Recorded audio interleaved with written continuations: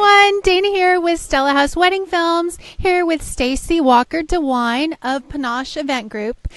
And we are continuing our series of how to pick the best wedding vendor for you. Today we're talking about event planners, wedding planners, how to tell a good one from a not so good one. I'm here with a good one today. Stacy is going to talk about what a bride does when she is beginning the process of planning her wedding and how important a wedding planner is for you. Thank you, Dana.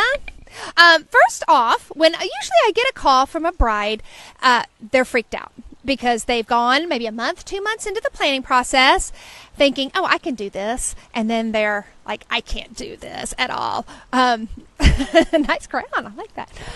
So they give me a call and they're freaked out and they're panicked. And because they don't know the industry. They don't know the vendors. Every single bride tells me, I've never done this before. Well, hopefully they've never done this before. Hopefully. So that's where we come in. Because we know we live in this industry. Our friends are event industry people, some of the best, birds of a feather flock together. I like to think my industry people are some of the best in the business. And I know where you can find the best talent. And a lot of times those bridal magazines are very overwhelming because there's 30 photographers, there's 30 wedding planners, there's 30 caterers, and you just don't know which one is the best one. Who do you pick? Because all their websites look great. How do you know that one is going to show up and one is going to be responsible? Well, you do that by having relationships with other vendors. Yes, the planner. You get a planner because in 10 years, and over 10 years that I've been doing this, I've seen the good, I've seen the bad, and I've seen the mediocre. So if someone comes to me and they say, I'm thinking about using X Catering, I could say, oh my gosh, you're going to love them. You need to try their duck purses, or you need to try their filet mignon. It's the best.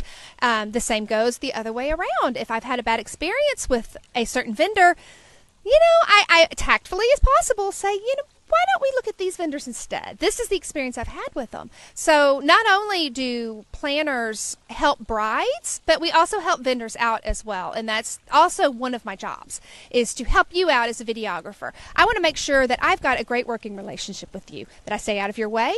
I say, here is the wedding, you go film it, and you go film it. I say, here's dinner, have a seat, have a bite to eat, and you get back to filming. And so that's where a lot of my contacts and relationships come in, because I really try to take care of the vendors as well as the bride. And so when we're a cohesive team, we all work together. Yeah, a wedding planner can make or break a wedding too. Absolutely. Like a wedding experience. Like if you have an event plan or a wedding planner who has very little experience, it's really tough to work with that wedding planner. They're constantly nitpicking or checking up on you. They're not trusting that you're going to show up on time. But working with a planner who you have a relationship with and they trust that you're going to do everything that you say you're going to do, that's a relief, because you can just do your best job and not have to work with having to deal with that wedding planner.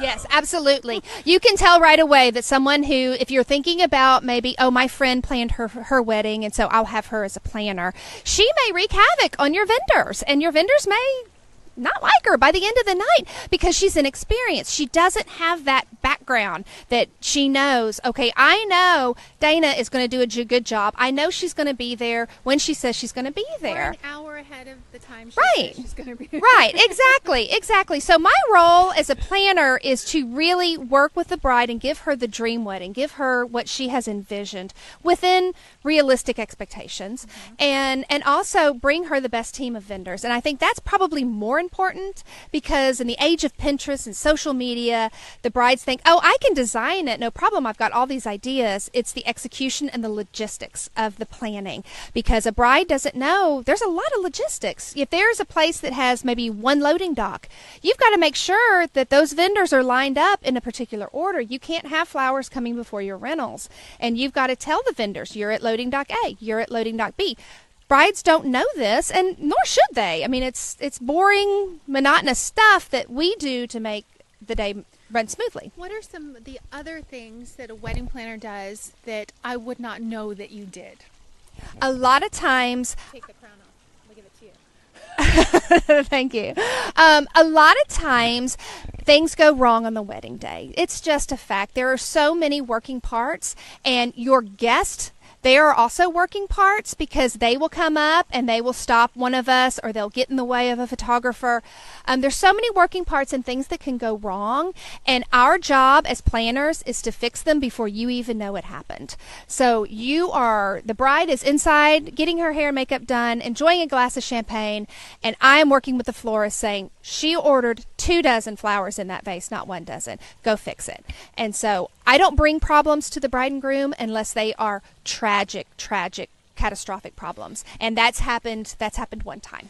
That's something that I've noticed about wedding planners that don't have a lot of experience. If a problem comes up, they go and they ask the bride what they would like to have done instead of handling the problem, making sure she's not even worried about it, that they take care of it before she can even flinch. That's the difference between someone who has like 3 weddings under their belt and someone who has like 300. Yes, exactly. And I had my first wedding too. I was in the industry before I started planning weddings, but everyone has their first wedding. And that happens. And if you're not planned, I overplan for my events. So the vendors and the bride knows the exact timeline for the day. They know where to go. They know what table goes where. So I don't get bugged on the day of the wedding mainly, but also the X factor is really decreased in that whole planning process. And when I was first starting out, I would run to the bride and say, oh my gosh, well, it's raining. What do you want to do? And I learned very quickly, don't bug her with that. Let's talk about it 3 months before the wedding and get plan B out and let her be comfortable with it. And then I just move it into action. And she doesn't even know. And she trusts me by that point. Hopefully, she trusts me enough to where I'm going to make the decision on her account. I had a wedding a couple of months ago at a church with a very, very strong wedding coordinator at the church. And she was getting on me. You need to call her because they were running late with hair and makeup, which if you're going to run late, hair and makeup, always allow extra time for hair and makeup because it always takes longer. And she was on me. She was, call them. They need to get here now. They need to get here now. They need to get her now. And I said, well, they have a first look outside. No, they don't have time for a first look. You need to get them here now. And we can't hold up the mass. And she was real bossy, and I'm stuck. I'm stuck between this bossy church lady and this bride who really wanted a first look. Hopefully she's not watching this. Who really wanted a first look. And I realized, I'm like, I forgot who I worked for. I didn't call. I maybe called the photographer to find where they were, but I got the videographer. I got the photographer in line. I got her over there, and they did the first look, and it was so meaningful to them. But that's what you remember. If that had been one of my first weddings or two, I would have buckled under the pressure, and I would have said, sorry, you can't have your first look. The bossy church lady wants you to get down the aisle. But with the confidence and the experience, I can say, you know what, we're doing the first look.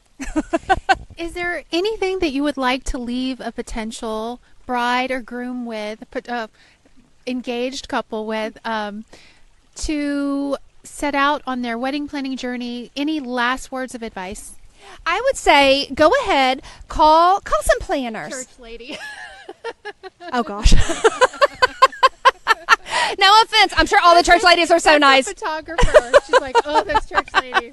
I had that experience. I recommend everybody, consultations with planners are almost always free. I know mine are. And they're not just about me getting your information and selling you services. I sit down for like 30 minutes to an hour. It's free. It's my time, and I'm giving to the bride. And I always have them go away with some tidbit nugget. If they're looking at such and such venue, I will say, okay, well, keep in mind, the rentals have to be out at midnight, so that's an extra dollar amount on your budget. I give them some pearls of wisdom to take with them, even if they don't book me. They get some wisdom for the planning process, and visit with a number of them, because your planner is going to be like your best friend for the next 6 to 9 months. You got to make sure you get along with her. You got to make sure you trust her, and also have a great time with her. This should be a fun time in your life. It shouldn't be just the wedding day. It should be all the days leading up to the wedding day, from the popping the question to walking down the aisle. That entire experience should be a lot of fun. And if you hire the right planner who clicks with you and gets you, and you're having fun and you're laughing and you're having a great time, you're going to love that experience. I would say even because everyone is probably that is thinking about marrying someone is going to propose to someone in the next, couple of weeks because of Christmas. 60% of all engagements happen during Christmas. You could actually contact a wedding planner to help plan the proposal. Yes. And then that could be like the trial run with a wedding planner, because if you click on that, then you just hire them for your wedding, Absolutely. And where brides and grooms or couples, they're limited to, say, the internet, or they're limited to Pinterest. Well, unique proposal ideas. We go to conventions. We see what's hot all over the nation. We see what's going on in LA. We see what's going on in New York. And we have ideas. When you say something like we met at the Eiffel Tower, we can say, oh, I've got an idea for you for a proposal, and we can make that happen. We have the resources to create the Eiffel Tower, say in your backyard, or something that you couldn't possibly even imagine existed. We know exists, so we can really take it up a notch. Yeah, grooms, brides, because it's okay for women to propose too. Yes. If you are totally out of ideas on how to propose to your significant other, contact Stacy. Talk to her. She could be your wedding planner. Everyone, thank you so much for joining us today. If you like the content of this video and Stacy's crown, please like and share this video. Thank you for the hearts, and please like and share. Bye, everyone. Thank you. Bye.